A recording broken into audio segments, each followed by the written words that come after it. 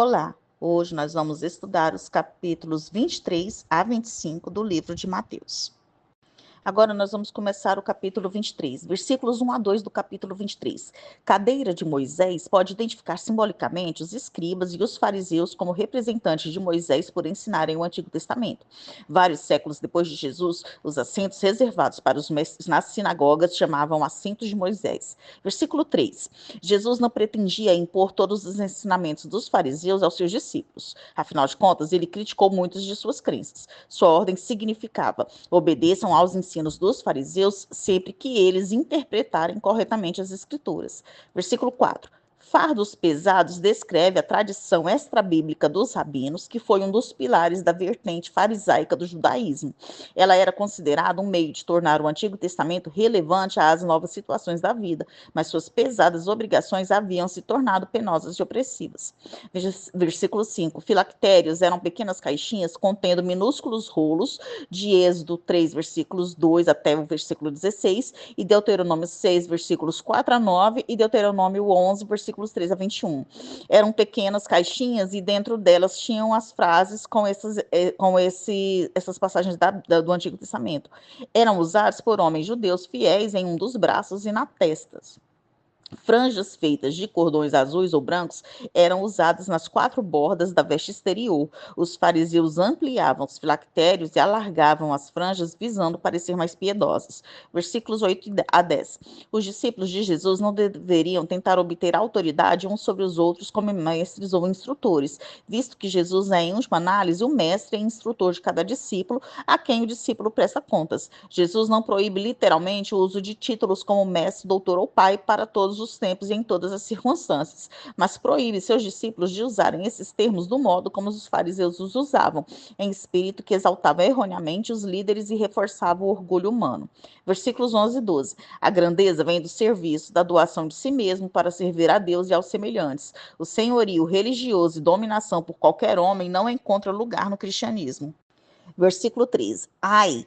Era um termo usado pelos profetas do Antigo Testamento para expressar condenação. Os fariseus impediam as pessoas de entrar no reino dos céus ao desencorajá-las de seguir Jesus. Versículo 14. Jesus faz uma referência ao ato de privar as viúvas de suas propriedades. As orações algumas vezes tinham 3 horas de duração e aconteciam 3 vezes ao dia. Versículo 15. Jesus estava se referindo aos grandes esforços que os fariseus faziam para conseguir conversões, não a Deus, mas à sua própria seita. Versículos 16 a 22. Leis do primeiro século declaravam que alguns juramentos eram válidos e outros inválidos. O sistema era corrupto porque permitia escapatórias que justificavam mentiras e manipulavam pessoas ingênuas ou crédulas. Versículos 23 e 24. Ervas de horta caseira, não exatamente o tipo de produtos de colheita que o dízimo tinha o propósito de abranger. Mas os fariseus pesavam meticulosamente 1/10 de cada erva, talvez até mesmo contando cada semente do endro. A questão que Jesus queria destacar, porém, não era condenar a observância das minúcias da lei. O problema era que eles haviam negligenciado os preceitos mais importantes da justiça, da misericórdia e da fé, os princípios morais que estavam por trás de todas as leis. Eles se satisfaziam em focar no secundário e no externo, mas resistiam obstinadamente ao significado espiritual da lei.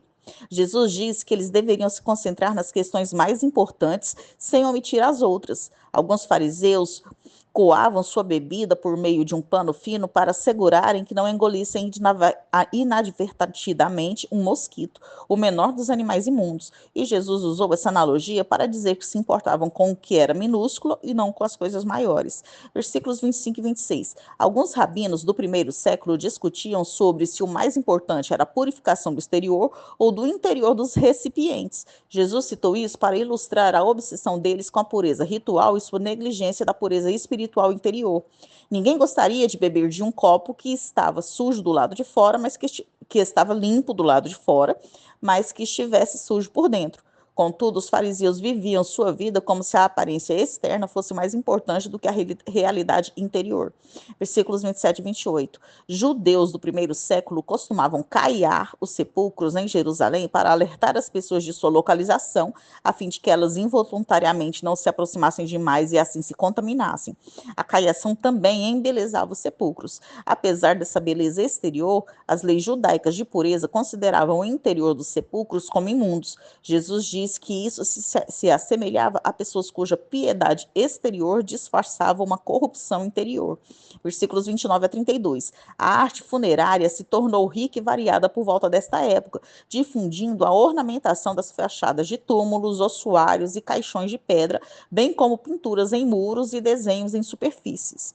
Os fariseus estavam planejando a execução de Jesus, assim os líderes religiosos mostravam que estavam seguindo os passos dos seus antepassados, que perseguiram e mataram os profetas de Deus. Versículos 33 a 36. Jesus faz uma referência à perseguição que os discípulos e demais membros da igreja primitiva sofreriam, assim como uma aparente alusão à vindoura destruição do templo em 70 depois de Cristo.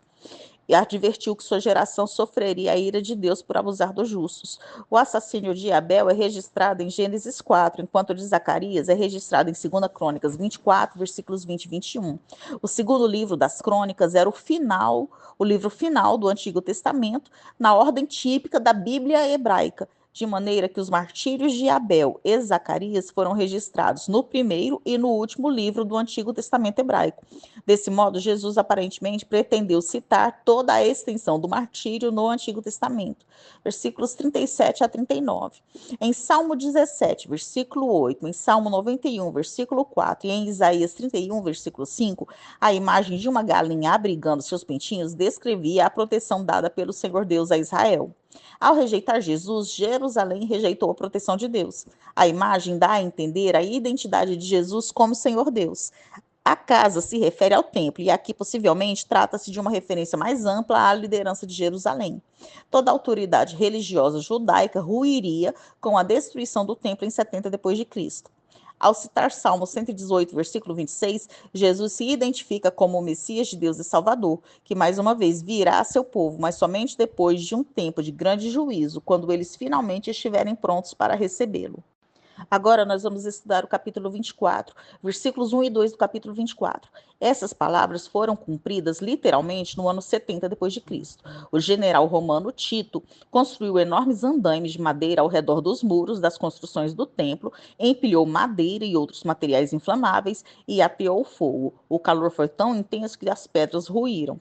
Versículo 3. A destruição do templo não se encaixava no que os discípulos tinham em mente, de modo que pediram esclarecimentos. Jesus abordou suas perguntas em ordem inversa, descrevendo os sinais proféticos de sua vinda e só depois abordando sua pergunta sobre o momento em que esses acontecimentos teriam início.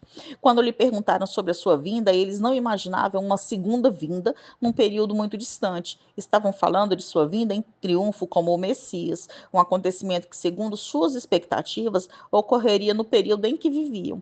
Mesmo que estivessem conscientes da morte iminente de Jesus, que ele lhes havia profetizado claramente em repetidas ocasiões, eles não poderiam ter imaginado sua ascensão ao céu e a longa era da igreja no meio tempo. Versículos 4 a 14. Esses versículos descrevem eventos que acontecerão entre a profecia de Jesus e o fim da era. Falsos profetas, assim como guerras e rumores de guerras, caracterizam a era atual como um todo, mas ainda aumentarão à medida que se aproximar o fim. Fomes, terremotos e conflitos sempre caracterizaram a vida no mundo caído, mas ao chamar essas coisas de princípio das dores, Jesus indicou que as coisas ficarão ainda piores no final dos tempos, à medida que essas tribulações singulares sinalizam a iminente chegada do Messias para castigar a humanidade pecaminosa e estabelecer o seu reino milenar. Crentes professos cairão e até mesmo se odiarão uns aos outros em chocantes atos de deslealdade espiritual. Os que perseveram são os mesmos que são salvos, e não aqueles cujo amor se esfria. Isso não sugere que a nossa perseverança garanta a nossa salvação. Em toda a Escritura é ensinado exatamente o oposto. Como parte de sua obra salvadora, Deus assegura a nossa perseverança. Os verdadeiros crentes são guardados pelo poder de Deus mediante a fé para a salvação. A garantia de nossa perseverança é construída sobre a promessa da nova aliança. Apesar de todas as tribulações que virão, engano de falsos mestres, guerras, perseguições, desastres naturais, apostasia e todo tipo de obstáculos à pregação do Evangelho, a mensagem, por fim, alcançará todas as partes do globo.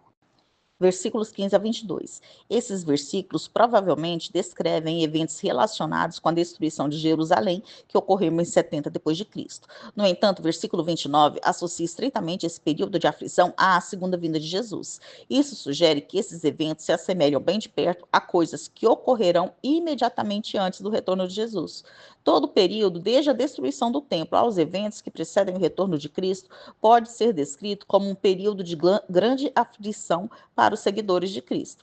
A passagem de Daniel 9, versículo 27, fala sobre o abominável da desolação. Em vários momentos da história judaica, considerou-se que essa profecia estava sendo cumprida, especialmente durante os dias dos Macabeus, quando o rei Seleucus da Antíoco Epífanes IV ordenou que um altar ao deus grego Zeus fosse construído no templo. Ele também decretou que suínos e outros animais impuros fossem sacrificados ali, que o sábado fosse profanado e que a circuncisão fosse abolida. Porém, Jesus esclarece que o completo cumprimento da profecia de Daniel se dará na imagem do anticristo que se levantará nos últimos dias.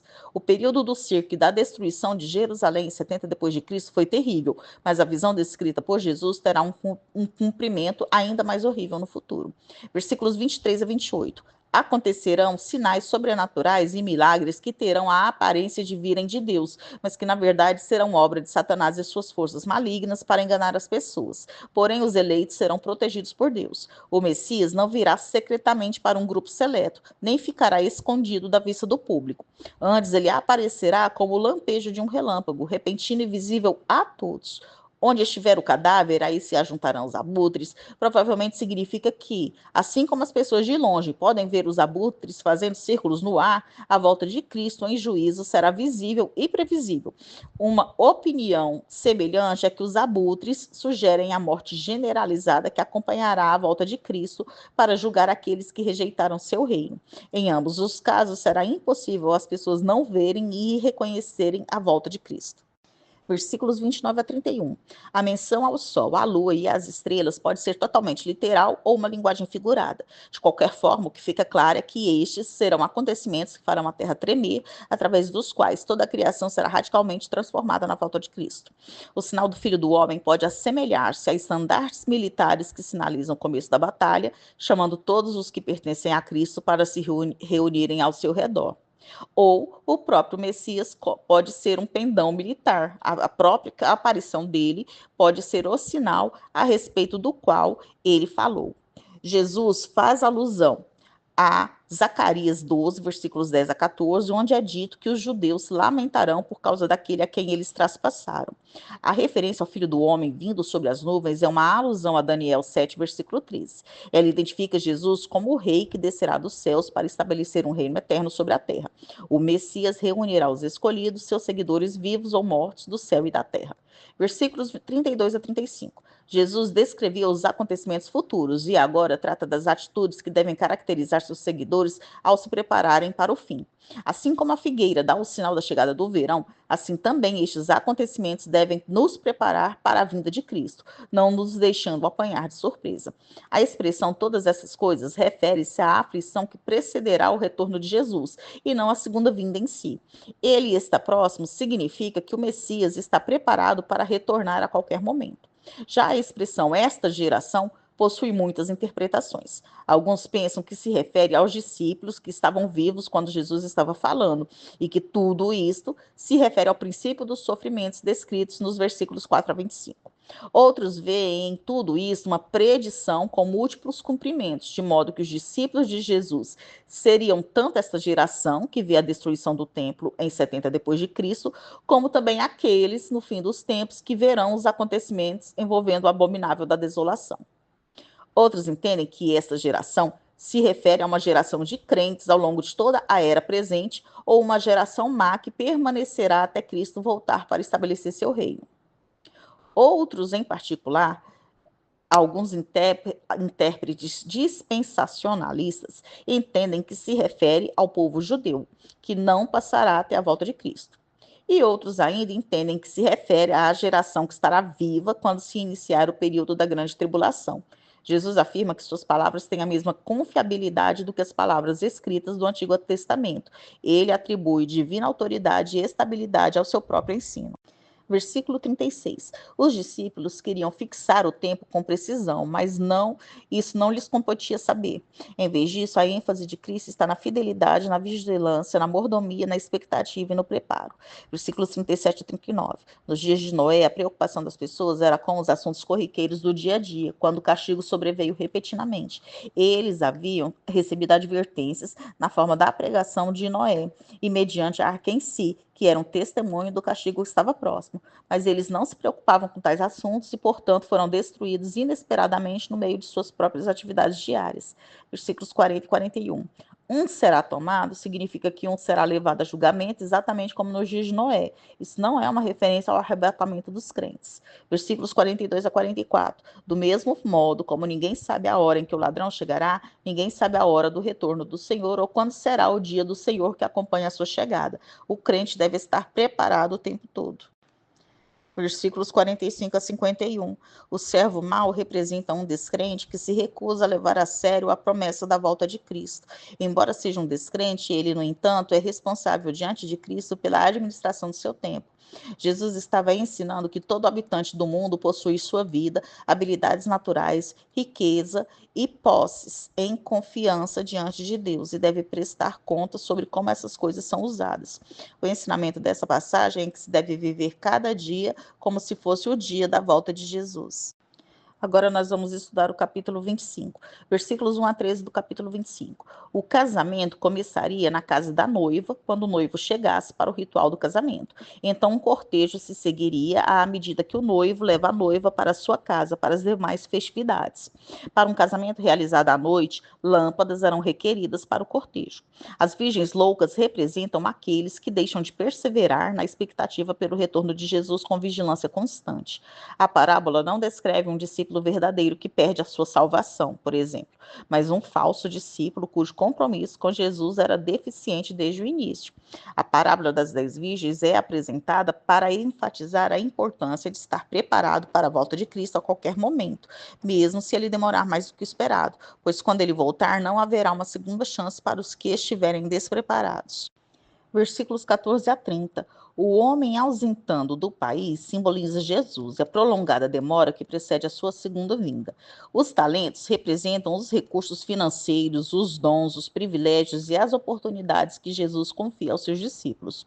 Os servos fiéis, que representam os discípulos verdadeiros, usaram os seus dons e recursos de modo responsável e foram generosamente recompensados.